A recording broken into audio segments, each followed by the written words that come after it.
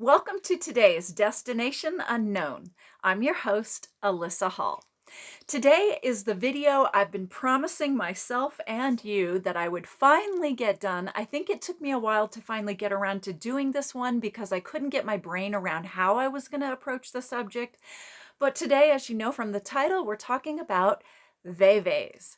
Veves are a religious symbol that come from voodoo, voodoo, or voodoo. As you know from the series Voodoo, Hoodoo, and Voodoo, if you've been listening to the podcast, you'll already know why I say it in different ways, as that particular religion was migrating due to various factors, including the slave trade.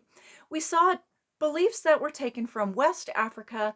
They then were synchronized or syncretized, I believe is the more correct pronunciation. I'm pulling it out of my hat, so there we go. But yes, it was incorporated and syncretized into the Haitian area, the Haitian religion of voodoo, which then became a bit more French. And then we saw it migrate yet again when we talked about Louisiana voodoo and how it translated itself into American culture and found a way to yet again syncretize to the beliefs around it and be absorbed by the people in the culture where it landed next. So today we're talking about the Veves, and those are the pictorial drawings. So first I thought maybe I would draw them or show them, but that was all too complicated, and I didn't trust myself to do a very good representation of some of these Veves that we're going to look at. So we're going to do real low tech, and I'm going to be showing you our Veves here on my screen. So we'll start with the very first one here. This is Papa Legba. So the Veve itself, what is it and how is it used? I'll leave this up while we talk about it. Try to get the glare of my everything off of there. A Veve itself is, like I said, it's a religious symbol. It's thought to be a beacon, is one of the words that I found while doing my research. A beacon to the Loa. And we know what the Loa are and how they interact. And I've written down just 6 of the examples that if you look on Wikipedia, you'll find the ones that I'm showing you today. And really collating that they make sense because we've discussed some of these Loa already. So the purpose of the Veve is a pictorial representation of that Loa. It acts as a beacon. It calls to them specifically. It invites them in. And another way that I sometimes imagine what a pictorial representation, they can be drawn as artwork, but they can also be done on the ground. And when they are done on the ground, they might be done in chalk, but other ways that you might also make a Veve on the ground would be to draw them on the floor using cornmeal, wood ash, those are the 2 most common, but also wheat flour, bark, and red brick powder. So the bricks, red bricks, what they're made of, the powder.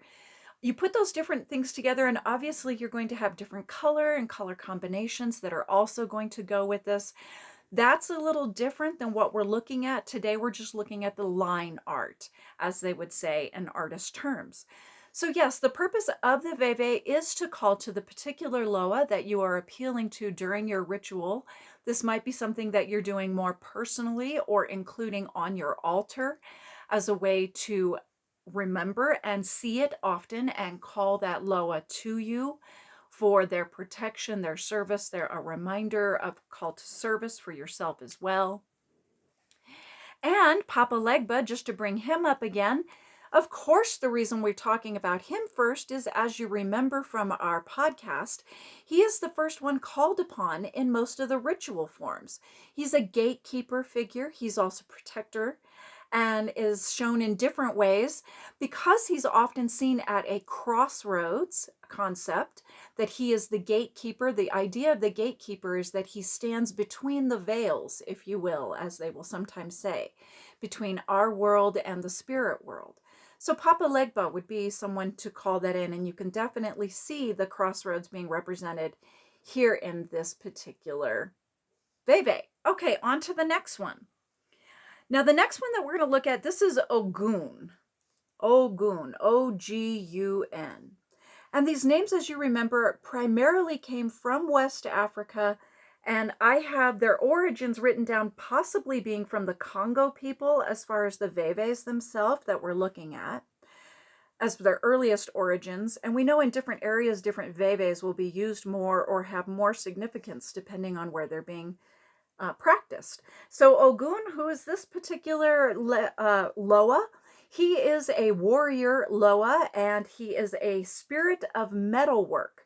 So if you're a metal worker, you might be calling to Ogun and having his presence there often in your work, your ritual work. Moving on, so maybe you are a merchant and you want to call upon the Loa of the marketplace. That would be this particular Veve, and this is Ayizan, Ayizan, Ayizan. So that's kind of more what I would call less graphic, because some of the ones we're going to look at next are much more complex. So this one's a little bit more simplistic in its approach graphically. And then next we'll see one of the most important Loas is being called upon. This is Dambala. And I don't know that we got around to talking about Dambala. We might have in the first one. It's been a while when we were talking about West Africa. I made some notes in particular. Oh, actually, that's my mistake. According to my notes, it's a good thing I write this down. He is really one of the more important Loas in Haitian voodoo and also in Louisiana voodoo. So that would be a figure. Who is Dambala? Why is he so important? And as I get kind of nice and close, you can see quite obviously the snake figures that are in the center. And this is considered one of the most important because he is also likened to the sky father and the creator of many things, if not all things, the great creator. So sometimes I wrote down in my notes the primordial creator of life. So represented sometimes as a great white serpent. And that's definitely a Loa that has very specific intentions. Sometimes I don't know if this is true, but I've seen in other pictorial work that I do as a henna artist, you'll see these stars often likened to fertility is the idea. So I'm wondering if those are often fertility type callings or symbols. I don't know. Moving next to our last two, there are a couple, and we talked about them a lot in times past. This first one is for the fella known as Baron Samedi. The Baron Samedi, he comes from Haitian voodoo, so he's from our number 2 in our podcast series. He very specifically is associated with the dead, and I think that's obvious with the coffins that we see here in his Loa, or excuse me, his Veve that calls to him as a Loa. What is a Loa? It's like a spirit, a deity. So what happens when Baron Samedi shows up? He's part of the Gidi family, as we know them. The Gidis are all masters of the underworld, so to speak. And when they show up for a ritual or ceremony via possession or other influences, you're in for a good time. They're often considered naughty, foul-mouthed, vulgar, rude, but they have a bit of less of an aggressive approach and much more of a fun and naughty, like I said, energy to all of their misbehavings that they're known for. So Baron Samedi, here he is. And his consort is, here's an even closer one. I don't know if that makes any difference. Then I did a zoom up. That was a little bit clearer. And so that's Baron Samedi. And then his consort is Madame Brigitte, Maman Brigitte, sometimes called Le Grand Brigitte, the Great Brigitte. She obviously is a Loa who is connected with, yes, she is related to the Gidi family because she is Baron Samedi's consort. So she is a consort and mistress of the undead, or maybe not the undead, maybe just the plain dead is what I'm thinking of, the underworld, so to speak. And so when she shows up, obviously she has we see quite obviously the heart figure. So she's going to have a bit more appeal to some of those aspects, the naughty aspects, sexual and loving aspects of a Loa. And I also wrote down, oh, I thought this was so great. Get this. This was a quote that I also found on Wikipedia when looking up Veves. In this particular article, they referenced Maman Brigitte as this following description, that she's known to drink rum infused with hot peppers and is a symbol, oh, and is symbolized by a black rooster. Rum infused with hot peppers. Lordy, you better look out if Maman Brigitte shows up. She is here for a good old time. She'll scorch you. She's foul-mouthed and naughty. That's what I also wrote down in my notes. So we know that about her as well. So she's, like I said, part of that Gidi family.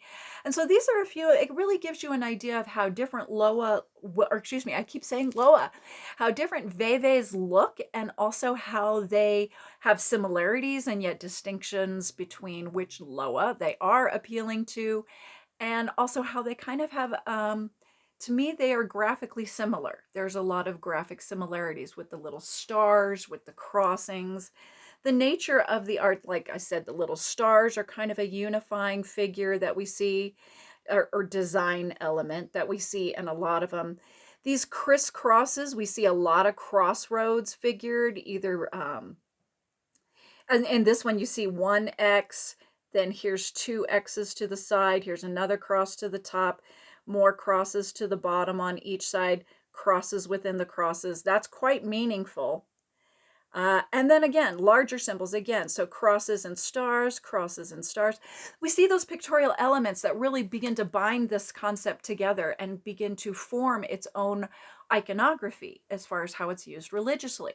The last thing I guess I would say today about Veves, there are literally hundreds. They are very specific to different areas and different times, like we said at the top.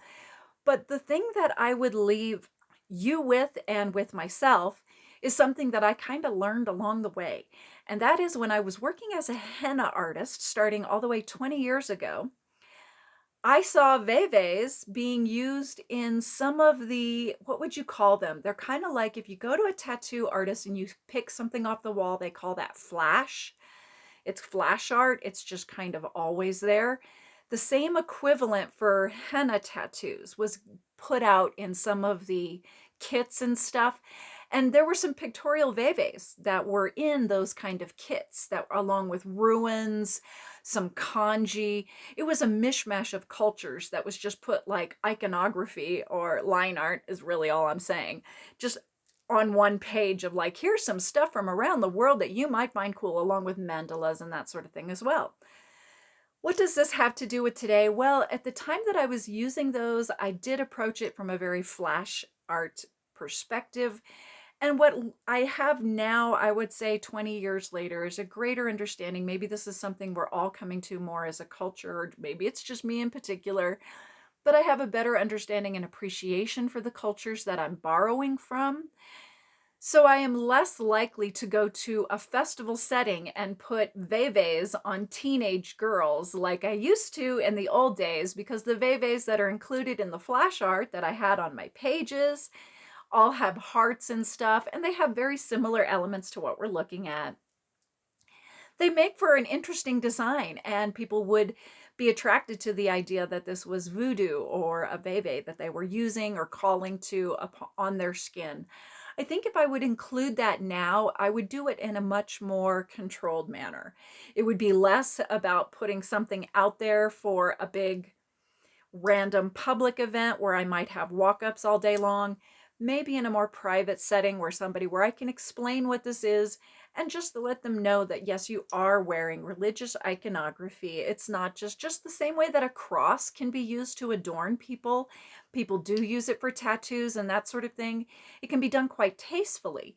It's not that we shouldn't do it. It's just that I think that if you do use this iconography, understand the culture and the religion you're borrowing it from, whether that be an Ankh, that's much further back, and since it's a dead culture, so to speak, being the ancient Egyptians, Ankhs would be another thing that just gets borrowed all the time, and you're like, I don't care, I'll just use it. Well, maybe you should at least know what you're putting on your body as a symbol and not just because it's cool. And certainly that goes with kanji. I became much more aware of kanji and the importance of using that correctly when doing artwork for people. So yeah, let's have an awareness of that as well. For myself, for all of us, I think it's the right thing to do, but it's fascinating to study and I love delving into voodoo in particular. So I hope you enjoyed this series.